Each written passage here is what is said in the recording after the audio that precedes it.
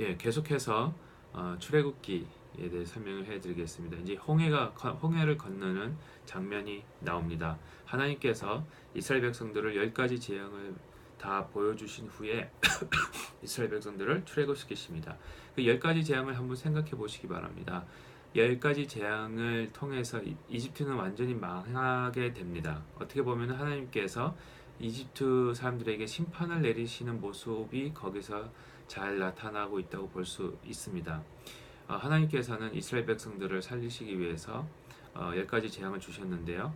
이집트 사람들한테는 이것이 완전한 심판입니다. 그런데 이스라엘 백성들에게는 그것은 구원의 소식이었습니다. 10가지 재앙이 왜 나오는지 그 이유를 이스라엘 백성들은 알고 있었기 때문에 그렇습니다. 이 재앙이 그들을 구원하시려는 하나님의 모습, 그것이 있어야만 10가지 재앙이 있어야만 그들이 출애굽할 수 있다는 그러한 믿음, 그것이 있기 때문에 똑같은 10가지 재앙이지만 이집트 사람들이 보는 관점이랑 이스라엘 사람들이 보는 관점이 다를 수 있었다는 겁니다.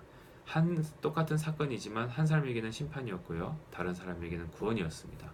똑같이 그런 역사들이 있습니다. 이 10가지 재앙도 특별히 6월절을 보면서 예수님의 십자가에 대해서 말씀을 드렸는데요. 십자가도 그렇습니다. 십자가는 심판이었습니다. 그렇지만 그건 또한 동시에 구원입니다. 십자가라는 의미가 저희들에게 심판과 구원의 의미가 두 가지가 계속 같이 저희들에게 전파되어지고 있습니다.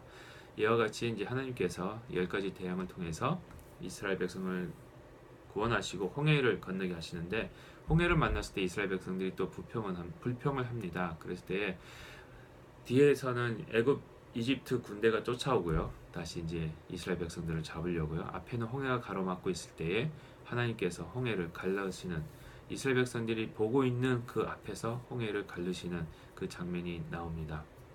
특별히 홍해를 갈릴 때요, 앞에서 인도하고 있던 구름기둥 불기둥이 뒤로 돌아가면서 이스라엘 백성과 이집트 군사들 사이에 경계선을 그어 놓습니다. 그래서 밤새도록 이집트 군대들이 애굽 진영, 이스라엘 사람들의 진영으로 들어오지 못하도록 이렇게 막습니다. 불기둥이.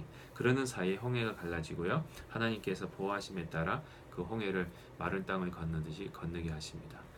그런 어떤 기적적인 사건들을 봄에도 불구하고 이스라엘 백성들은 광야에 들어가서 세 가지 불평을 하게 됩니다. 그것이 15장, 16장, 17장 말씀입니다. 처음에는 물에 대해서 먹을 물이 없어서 불평하게 되고요. 두 번째는 먹을 음식이 없어서 불평하게 됩니다. 세 번째도 이제 물에 대해서, 17장도 물에 대해서 이제 불평을 하게 됩니다.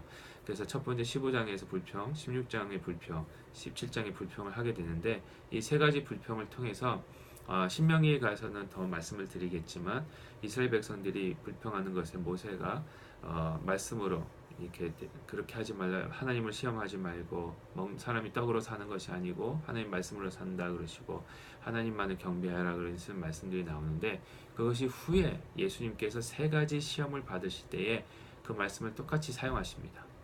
이스라엘 백성들이 광야에서 세 가지 시험을 받아서 실패한 모습을 예수님이 참된 이스라엘이 되시는 예수님께서 똑같이 광야에서 세 가지 시험을 받으셨을 때에 예수님은 그것을 완성하시는, 승리하시는 그 모습을 통해서 이스라엘이 실패한 모습을 회복하시는 그러한 모습을 저희가 상징적으로 찾아볼 수가 있습니다.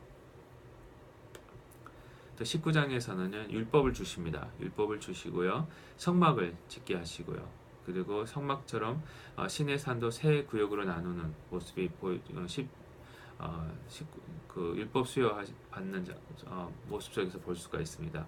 보시면 성막이 마당이 있고요, 성소가 있고요, 지성소가 있습니다. 그렇듯이 시내산도 세 가지로 나눌 수가 있습니다. 시내산 기슭이 있고요, 나머지 산이 있고요, 그다음 정상입니다. 이 마당에서는요, 성막의 마당에서는 일반 백성들이 다 들어올 수가 있습니다. 그랬듯이 시내산 율법을 받을 때도, 십계명을 받을 때도요, 이 시내산 밑에 시내산 기슭에서는 모든 백성이 모여 있었습니다. 거기까지는, 시내산까지는 모든 백성들이 올라올 수 있었습니다. 그리고 나머지 산에서는요, 성막의 성소와 같이 거기에는 제사장과 장로만 올라올 수가 있었습니다. 들어갈 수가 있었습니다. 이렇듯이 나머지 산에도 제사장이나 장로들만 올라갈 수 있는 장소로 그렇게 나오고요. 마지막 정상, 시내산 정산에는 모세만 올라오게 됐습니다.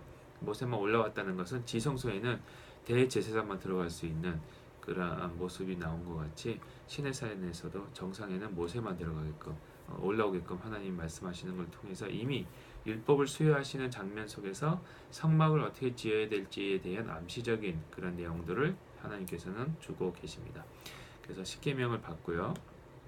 그 다음에 계속해서 20장부터 21장, 22장, 23장에 대해서 율법에 대해서 주고 계십니다. 특별히 20장 22절에서 26절까지는요 예배에 대한 규칙을 받습니다. 그리고 21장 1절부터 22장 17절까지는요 결의론적인 법이라고 그러는데 사례법입니다. 너희들은 무엇을 하면은 이렇게 할 것이고 만약에 이걸 하면은 이렇게 될 것이고 만약에 이걸 하지 않으면 이거 이렇게 되지 않을 것이다. 뭐 이런 식으로 이제 만약에 뭐뭘 하면 뭐뭐가 될 것이다. 이런 결의론적인 법을 주시고요. 22장 18절부터 23장 19절까지는 절대법입니다. 이거는 뭐뭐를 해라, 뭐뭐를 하지 마라 이런 식으로 이제 말씀을 하시는 겁니다. 다시 말씀드리면요. 21장 1절부터 22장 17절까지 나오는 결의론적인 법은 만약에 이 사람이 어떤 잘못을 했으면 이런 대가를, 이런 벌을 내려라.